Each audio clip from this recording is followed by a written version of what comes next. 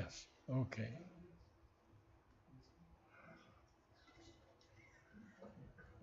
So today I was speaking with Aishwarya, and she said, "How do we know what? Excuse me. Sorry, I'm sorry. How do we know what words should be chosen for people to understand Savitri better?" Well, that's a very difficult question because there are people with so many different languages, and English is not their first language. So what I have tried to do with my wife in in the lexicon is put as much as possible, as many definitions as possible, because, for example, the word intuitive. Sri Aurobindo says, held by intuitive heart and secret sense. Now, this intuitive heart here is not the reasoning heart, and usually intuitive means reasoning or observing. Now, the problem here is that this is a spiritual definition, and it contains spiritual perception. And when Sri Aurobindo tells us these this second degree, beginning with the higher mind, illumined mind, intuitive mind. So that's where we get the intuition from. So it's not a common definition of intuitive heart. So we'll take a moment and I'll begin.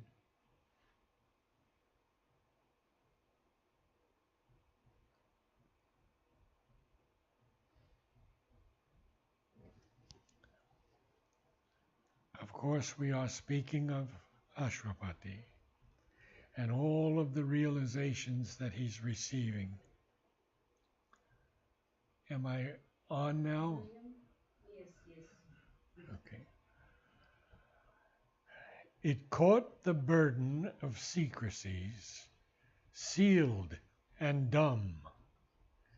Now, a burden has many different definitions in English, but this burden is something, what we could say, something that has to be borne, a load. There are other definitions that speak of something emotionally difficult to bear. Oh, I have a great burden on me. I have to take care of this person. That is not the definition in this line. This caught the burden of secrecies, that is something that is a load that has to be borne. And those secrecies are sealed and dumb. When I asked Amal about dumb, he replied, Sri Aurobindo uses the word dumb in the sense of mute, but never of stupid or lacking in intelligence. I think the latter usage is more slang than literature. Beautifully written. It voiced the unfulfilled demand of earth. So here the word voiced is a verb, and it means to give utterance or expression to something. And the song of promise of unrealized heavens and all that hides in an omnipotent sleep.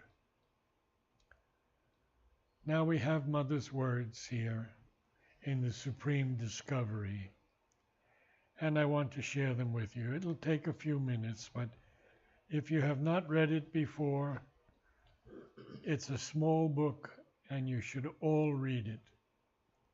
It's a song of promise, and it's called The Supreme Discovery. Mother writes, "Do you not know this, that the most sublime forces of the vasts seek to array themselves in the most opaque veils of matter? Oh, the sublime love with the obscurest plasticity of the shadows yearning with the most royal light. If ordeal or fault has cast you down, if you have sunk into the nether depths of suffering, do not grieve, for there indeed the divine love and the supreme blessing can reach you. Because you have passed through the crucible of purifying sorrows, the glorious ascents are yours. You are in the wilderness. Then listen to the voices of the silence. The clamor of flattering words and outer applause has gladdened your ears, but the voices of the silence will gladden your soul and awaken within you the echo of the depths, the chant of divine harmonies. You are walking in the depths of night. Then gather the priceless treasures of the night. In bright sunshine, the ways of intelligence are lit, but in the white luminosities of the night lie the hidden paths of perfection, the secret of spiritual riches. You are being stripped of everything. That is the way towards plenitude. When you have nothing left, everything will be given to you, because for those who are sincere and true, the worst always comes the best. From the worst always comes the best. Every grain that is sown in the earth produces 1,000. Every wingbeat of sorrow can be a soaring towards glory. And when the adversary pursues man relentlessly, everything he does to destroy him only makes him greater. Hear the story of the worlds. Look, the great enemy seems to triumph. He casts the beings of light into the night, and the night is filled with stars. He rages against the cosmic working. He assails the integrity of the empire of the sphere, shatters its harmony, divides and subdivides it, scatters its dust to the four winds of infinity, and lo, the dust is changed into a golden seed, fertilizing the infinite and peopling it with worlds which now gravitate around their eternal center in the larger orbit of space, so that even division creates a richer and deeper unity, and by multiplying the surfaces of the material universe, enlarges the empire that it set out to destroy. Beautiful indeed was the song of the primordial sphere, cradled in the bosom of immensity. But how much more beautiful and triumphant is the symphony of the constellations, the music of the spheres, the immense choir that fills the heavens with an eternal hymn of victory. Here again, no state was ever more precarious than that of man when he was separated on earth from his divine origin. Above him stretched the hostile borders of the usurper, and at his horizon's gates watched jailers armed with flaming swords. Then, since he could climb no more to the source of life, the source arose within him. Since he could no more receive the light from above, the light shone forth at the very center of his being. Since he could commune no more with the transcendent love, that love offered itself in a holocaust and chose each terrestrial being, each human self, as its dwelling place and sanctuary.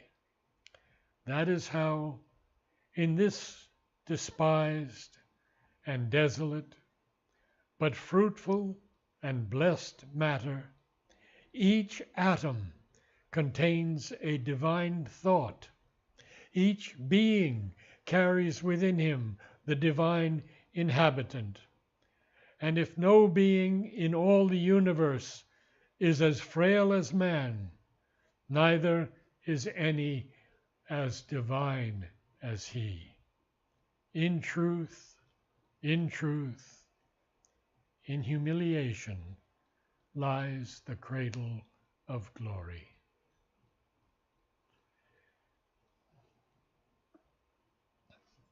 We can apply Mother's words to many of the lines that follow.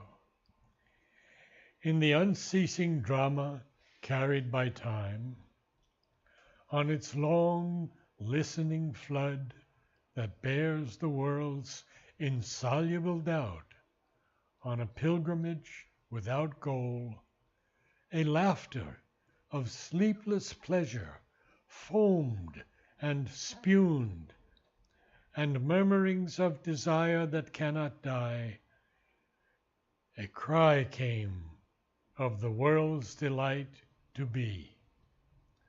The grandeur and greatness of its will to live, recall of the soul's adventure into space, a traveler through the magic centuries, and being's labor in matter's universe, its search for the mystic meaning of its birth, and joy of high spiritual response, its throb of satisfaction and content in all the sweetness of the gifts of life, its large breath and pulse and thrill of hope and fear, its taste of pangs and tears and ecstasy, its rapture's poignant beat of sudden bliss, the sob of its passion and unending pain.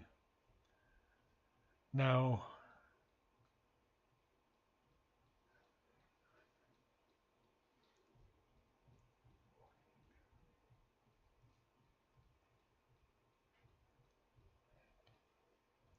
in the unceasing drama carried by time, I believe there are 16 lines without a period, without a full stop.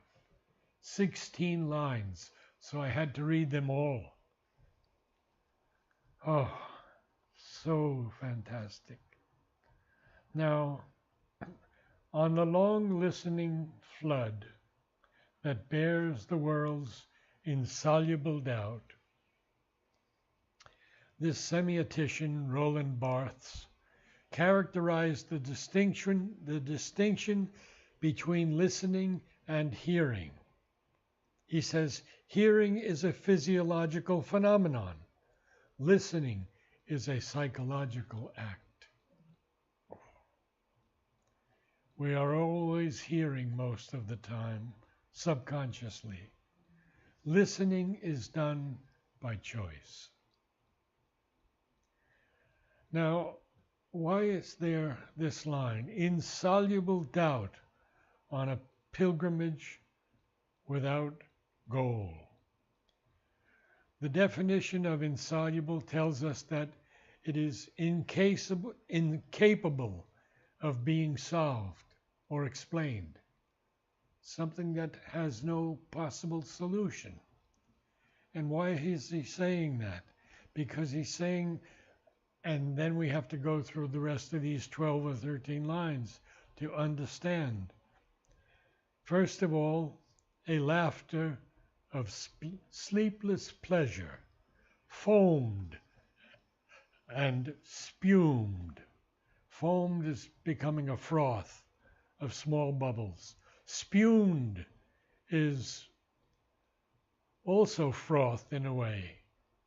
So it's almost two synonyms combined by Sri Aurobindo to make us feel this laughter of sleepless pleasure. It never sleeps. It foams and it spumes, and this murmuring and murmurings of desire that cannot die. Now, desire here is different from the desire that we usually define. It's sort of a low conscious sound, like a brook, the wind, or trees. It's whispered, it's confidential, it's muttering. And then from these mutterings of desire that cannot die came these extraordinary lines.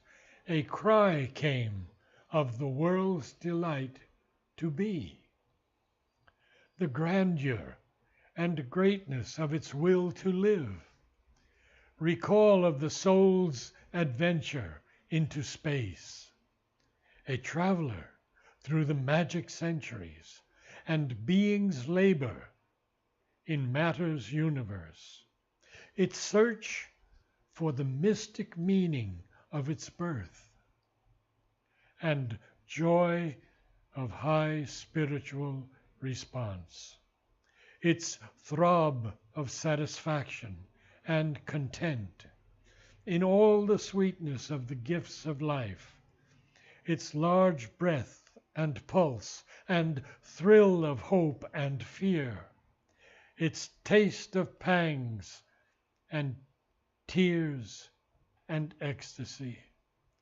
its rapture's poignant beat of sudden bliss, the sob of its passion and unending pain.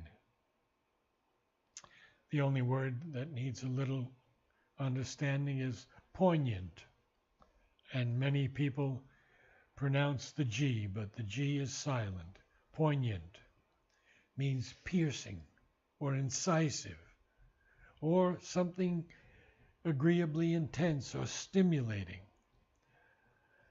The murmur and whisper of the unheard sounds which crowd around our hearts but find no window to enter, swelled into a canticle of all that suffers to be still unknown, and all that labors vainly to be born, and all the sweetness none will ever taste, and all the beauty that will never be. Well, it does seem very negative here, but we have to look forward and backward. So this passion of an unending pain, these unending sounds that come, and they crowd around our heart. These are the divine sounds, the sounds of the gods, the music of the spheres, etc. But they find no window to enter, swelled into a canticle. Now, a canticle is a song or a poem or a hymn, especially one that is praiseful in character. And so we see that we know that all this will be that seems now not to be able to become, because it has been promised to us by Sri Aurobindo and Mother. But we've just begun with Savitri, so I have to continue on.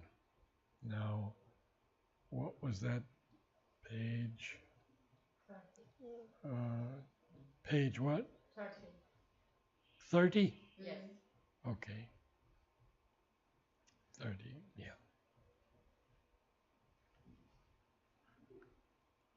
I wanted to talk to you a little bit about the definition of Savitri from Purani, who was a great Vedic scholar and an incredible wrestler. He had a huge build, and he'd stand outside the ashram gate, topless, just with his lungi, and he was like a god. He was a dear, dear friend. And when I was so young, he treated me like an adult. He would talk to me so beautifully. So let me quote some things on Savitri now, because we're almost, wow, so quick. Purani, the word Savitri is derived from the word Savitru, which in its turn is derived from the root su, to give birth to. The word soma, which indicates an exhilarating drink, symbolizing spiritual ecstasy or delight, is also derived from the same root, su. It links, therefore, the creation and the delight of creation. Savitru, therefore, means the divine creator, one who gives birth to or brings forth from himself into existence the creation. In the Veda, Savita is the god of illumination, the god of creation. Usually he is represented by the material sun, which also illuminates the solar system and is its creator and sustainer in the material sense. Savitri, therefore, would mean etymologically someone descended from the sun. And this is what Mother told us Savitri was.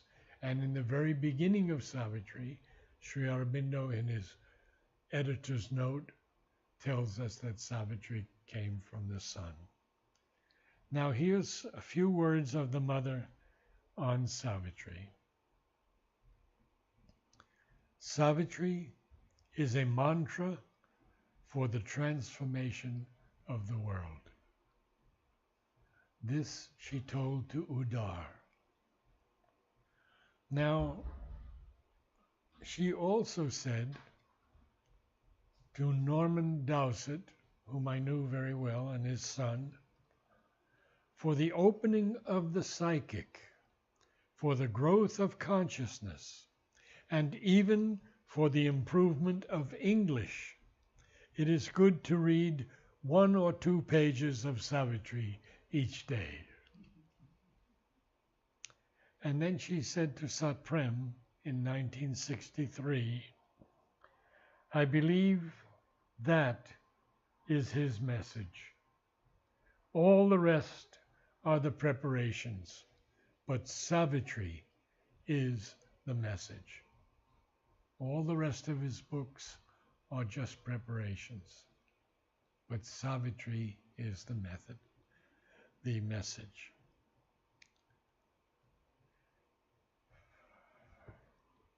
May I ask something?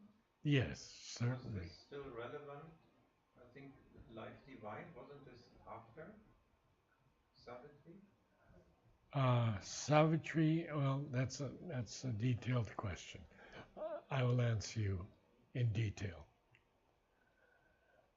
When Sri Aurobindo first came to the ashram and met Mother's husband, Paul Richard, who was actually an asura, Mother said she kept him because he was an asura, so he couldn't do damage to the world. He said to Sri Aurobindo, we have to have you write things on different aspects of the yoga. And that is how the Arya began. Sri Aurobindo, once a month, he would be told the day before, tomorrow you have to have everything ready because it's the day of the month when we print. And he would write up to 7 different books at a time. He'd write a chapter in Life Divine, a chapter in Synthesis of Yoga, a chapter in Essays on the Gita, the Vedas, all at once in one night. But Savitri, he wrote all his life. So Savitri went through all the stages of his life. The Arya ended with incredible books. So I'll just do a little more and then we have a little time. Inaudible to our deaf mortal ears, the wide world rhythms wove their stupendous chant, to which life strives to fit our rhyme beats here, melting our limits in the illimitable, tuning the finite to infinity. So now we see that when something is inaudible, it's not loud enough to be heard. Inaudible to our deaf mortal ears, the wide world rhythms, hyphenated world rhythms, wove their stupendous chant, to which life strives to fit our rhyme beats here, melting our limits in the illimitable, tuning the finite to infinity.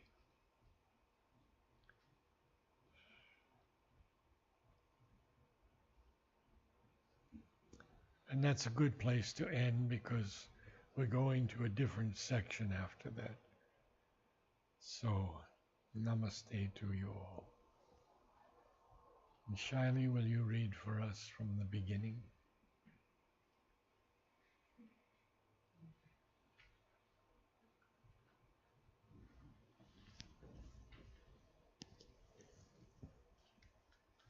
It caught the burden of secrecies sealed and dumb. Little louder, please. It caught the burden of secrecies sealed and dumb. It voiced the unfulfilled demand of earth and the song of promise of unrealized heavens, and all that hides in an omnipotent sleep. In the unceasing drama carried by time, on its long listening flood that bears the world's insoluble doubt on a pilgrim without goal, a laughter of sleepless pleasure foamed and spumed, and murmurings of desire that cannot die.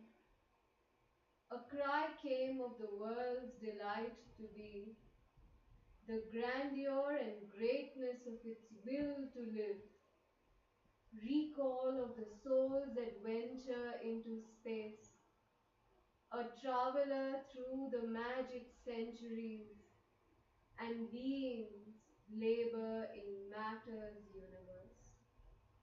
Its search for the mystic meaning of its birth and joy of high spiritual response, its throb of satisfaction and content in all the sweetness of the gifts of life, its large breath and pulse and thrill of hope and fear, its taste of pangs and tears and ecstasy, its rapture's poignant beat of sudden bliss, the sob of its passion and unending pain.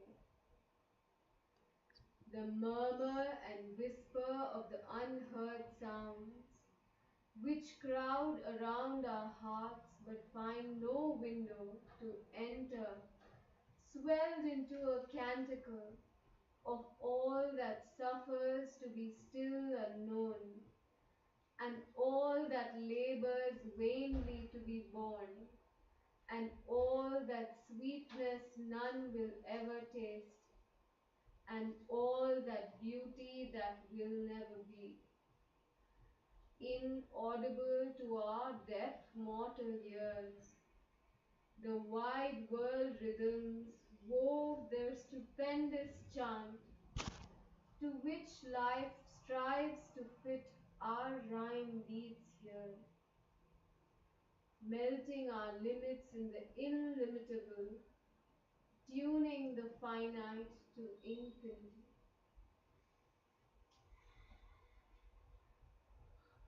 Very, very beautiful.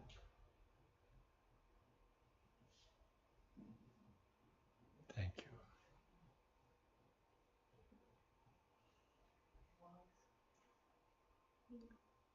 Any questions?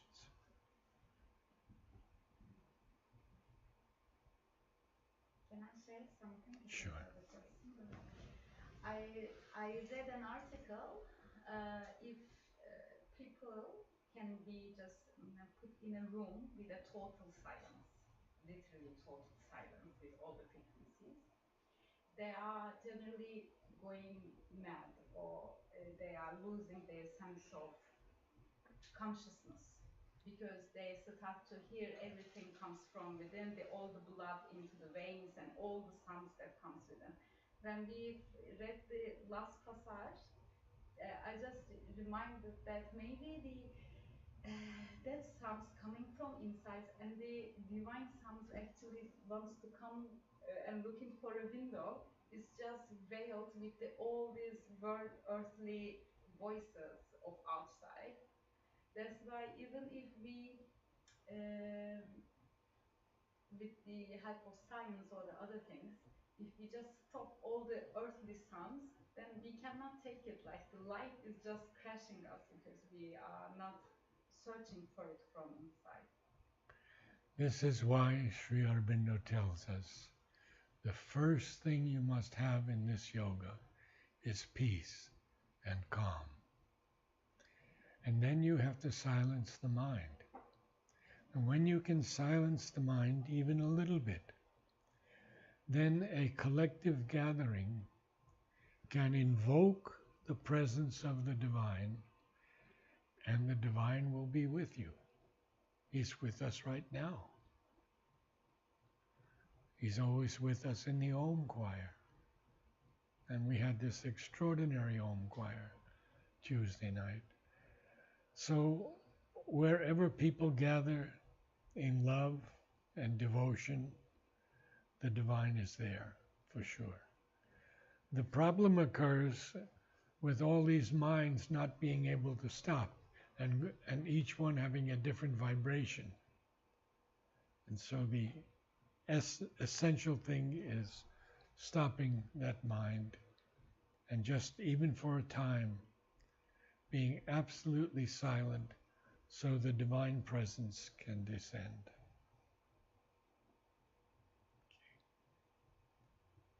Anyone else?